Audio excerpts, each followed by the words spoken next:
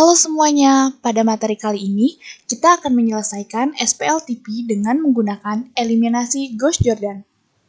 Nah, sebelum kita masuk ke materi yang akan kita bahas untuk menyelesaikan SPLTP dengan eliminasi Gauss-Jordan, kita harus tahu dulu apa sih sejarah dari Gauss-Jordan itu? Yuk kita simak! Carl Friedrich Gauss tahun 1777 sampai 1855 adalah seorang matematikawan berkebangsaan Jerman yang mempunyai julukan Prince of Mathematics.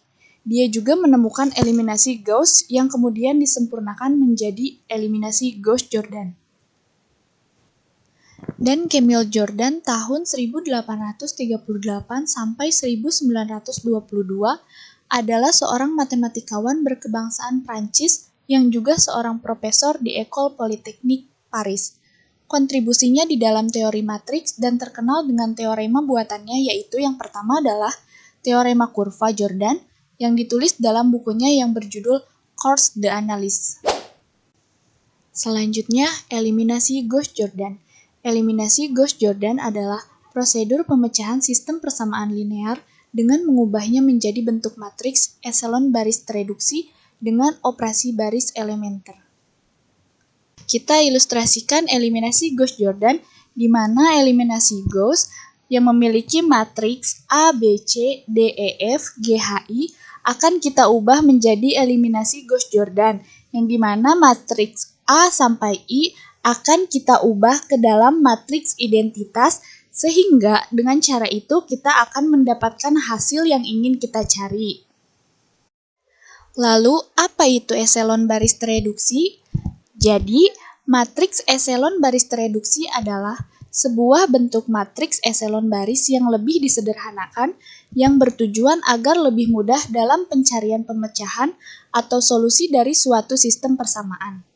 Agar mencapai bentuk eselon baris tereduksi, diperlukan 4 sifat yang terdiri dari 3 sifat bentuk eselon baris dan 1 sifat khusus. Pada contoh berikut ini, diberikan sistem persamaan linear 3 variabel sebagai berikut. Sebelumnya, kita harus mengetahui dahulu konsep perkalian matriks, yaitu baris kali kolom. Kemudian, kita akan memperbesar matriks tersebut yang berawal dari sistem persamaan akan kita ubah menjadi matriks koefisien dan matriks konstanta seperti pada gambar berikut ini. Setelah kita memperbesar matriks, kita sudah mengetahui matriks koefisien dan matriks konstanta, yang dimana matriks koefisien berada di sebelah kiri garis dan matriks konstanta berada di sebelah kanan garis. Lalu, kita ubah menjadi matriks identitas untuk mengetahui nilai yang akan kita cari. Sehingga dapat kita tulis sebagai berikut. Lalu bagaimana sih Kak cara menyelesaikannya?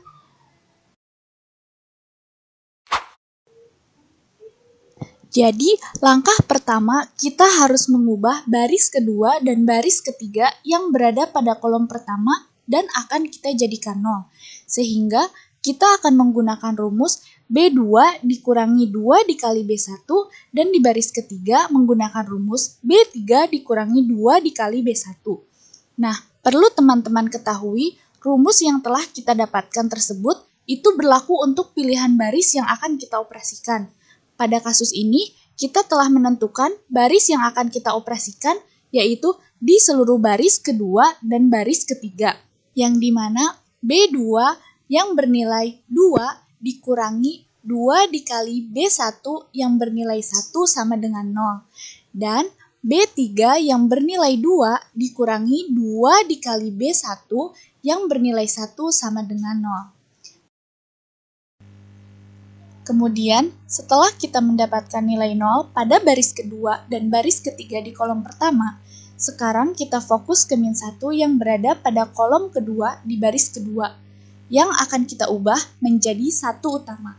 Sehingga kita akan menggunakan rumus B2 dikali min 1, yang dimana B2 bernilai min 1 dikali min 1 sama dengan 1.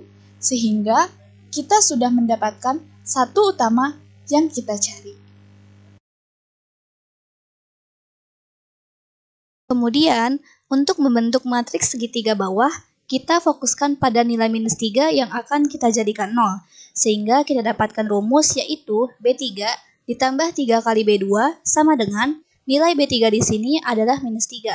Sehingga minus 3 ditambah 3 dikali B2 yang bernilai 1, hasilnya adalah 0. Nah, teman-teman, kita sudah mendapatkan matriks segitiga bawah. Kemudian, kita fokuskan pada angka 8 yang akan kita jadikan 1. Kita akan menggunakan rumus 1/8 dikali B3. Nah, sekarang setelah kita mendapatkan satu utama di diagonal miring dan matriks segitiga bawah, kita fokuskan pada matriks segitiga atas yang akan kita jadikan 0. Pada kasus ini, kita fokus pada angka 3 dan angka 4 yang berada di baris pertama dan baris kedua di kolom ketiga. Untuk di baris pertama, di kolom ketiga, kita menggunakan rumus B1 dikurang 3 kali B2. Sama dengan 3 dikurang 3 dikali 1, hasilnya 0. Kemudian, untuk di baris kedua, di kolom ketiga, kita menggunakan rumus B2 dikurang 4 kali B3. Sehingga hasilnya adalah 4 dikurang 4 kali 1, hasilnya 0. Setelah itu, kita sudah mendapatkan dua angka 0 di baris pertama dan baris kedua. Tersisa angka 2 yang akan kita jadikan 0. Kita menggunakan rumus B1 dikurang 2 dikali B2. Mudah ya teman-teman? Kita sudah mengubah matriks diperbesar menjadi matriks identitas. Berawal dari sistem persamaan, kemudian kita memperbesar matriks tersebut dan kita akan mengubah matriks tersebut ke dalam matriks identitas, sehingga kita akan memperoleh hasil yang ingin kita cari, yaitu X sama dengan 2, Y sama dengan min 1, dan Z sama dengan 1. Oh, ternyata mudah ya.